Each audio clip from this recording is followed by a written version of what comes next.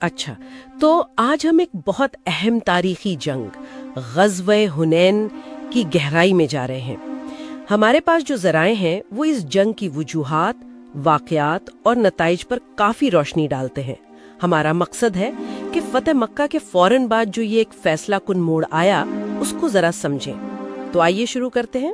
جی بالکل، یہ واقعہ شوال 8 ہجری کا ہے، یعنی جنوری 630 عیسوی۔ ہوا یہ کہ فتح مکہ کے بعد جب اسلام کی طاقت واضح ہو گئی تو جو قریبی بڑے قبائل تھے، خاص طور پر حوازن اور ثقیف، وہ تھوڑا خطرہ محسوس کرنے لگے۔ تو انہوں نے پھر مسلمانوں کے خلاف ایک بڑی جنگ کی تیاری شروع کر دی۔ اور یہ جنگ ہوئی وادی حنین میں، جو مکہ اور طائف کے بیچ میں ہے۔ صحیح؟ ذرائع بتاتے ہیں کہ دشمن یعنی یہ حوازن و ثقیف، ان کی تعداد کوئی 20,000 کے قریب تھی، اور ان کے سردار تھے مالک بن عوف۔ انہوں نے ایک بڑی عجیب سی چال چلی۔ وہ اپنے سپاہیوں کو بھاگنے سے روکنے کے لیے اپنی عورتوں، بچوں اور سارا مال مویشی بھی میدان جنگ میں لے آئے۔ واقعی یہ تو جی ہاں، یہ ایک انتہائی غیر معمولی قدم تھا اس وقت کے حساب سے۔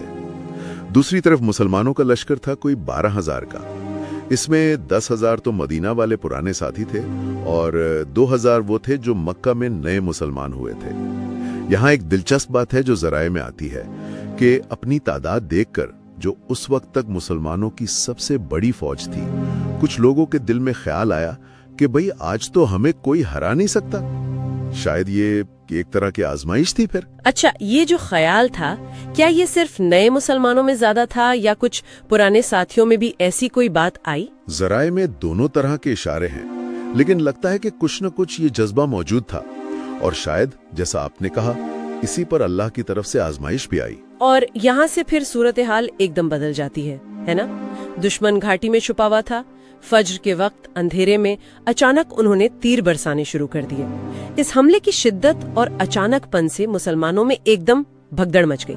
کافی لوگ پیچھے ہٹنے لگے۔ جی، افراتفری پھیل گئی، قدم اکھڑ گئے۔ لیکن اس شدید افراتفری کے عالم میں نبی کریم صلی اللہ علیہ وسلم اپنی سواری پر بالکل ثابت قدم رہے، اور آپ نے بلند آواز سے پکارا، انا النبی لا کذب انا ابن عبد المطلب، یعنی میں نبی ہوں، یہ جھوٹ نہیں، میں عبد المطلب کا بیٹا ہوں۔ یہ یقیناً ایک بڑا ٹرننگ پوائنٹ رہا ہوگا۔ بالکل، یہ ثابت قدمی، یہ اعلان، اس نے بکھرتے ہوئے لشکر کو جیسے ایک مرکز دے دیا۔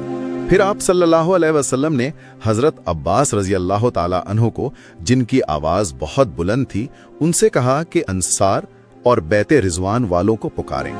حضرت عباس نے جیسے ہی پکارا، یا اصحاب السمرہ، یعنی اے درخت کے نیچے بیعت کرنے والوں، وہ حدیبیہ والی بیعت کا حوالہ تھا۔ تو جو صحابہ پیچھے ہٹ گئے تھے وہ فوراً لبیک لبیک کہتے ہوئے پلٹے اور نبی کریم صلی اللہ علیہ وسلم کے گرد جمع ہو گئے۔ زبردست، یعنی ایک آواز پر سب واپس آ گئے، اور اس کے بعد پھر مسلمانوں نے دوبارہ منظم ہو کر حملہ کیا۔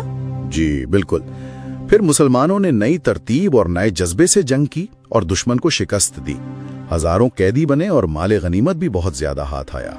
اونٹ، بھیڑ بکریاں، چاندی، بہت کچھ تھا۔ اور اس جنگ کے نتائج کیا رہے؟ دور رس اثرات کیا ہوئے؟ جی، اثرات بہت گہرے تھے۔ ایک تو عرب میں اسلام کی دھاک بیٹھ گئی۔ پھر نبی کریم صلی اللہ علیہ وسلم نے قیدیوں کے ساتھ جو رحم دلی کی، خاص طور پر جب حوازن کا وفد آیا تو بہت سوں کو تو بغیر فدیے کے ہی چھوڑ دیا۔ اس نے دل جیت لیے، اور بعد میں حوازن اور ثقیف کے قبائل نے اسلام بھی قبول کر لیا۔ جو نئے مسلمان تھے مکہ کے، ان کے ایمان کو بھی اس سے تقویت ملی، خاص طور پر جب مال غنیمت میں سے ان کو بھی حصہ ملا۔ تو بڑے تناظر میں دیکھیں تو اس جنگ نے فتح مکہ کے بعد اسلام کی پوزیشن کو اور زیادہ مستحکم کر دیا۔ تو خلاصہ یہ نکلا کہ غزوہ حنین ہمیں سکھاتا ہے کہ اپنی تعداد پر غرور کرنا کتنا خطرناک ہے، اور قیادت کی ثابت قدمی کتنی اہم ہے۔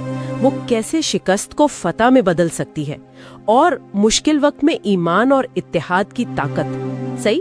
بالکل صحیح۔ اور یہاں ایک نکتہ شاید مزید غور کرنے کے لیے چھوڑا جا سکتا ہے کہ شکست کے بالکل قریب پہنچ کر وہاں سے واپس آنا اور پھر ایک فیصلہ کن فتح حاصل کرنا، اس پورے تجربے نے ایک نئی بنتی ہوئی امت کی آپ کہہ لیں اجتماعی نفسیات پر، ان کے توقل پر، ان کی آگے کی سوچ پر کیا اثر ڈالا ہوگا، یہ ایک سوچنے کی بات ہے۔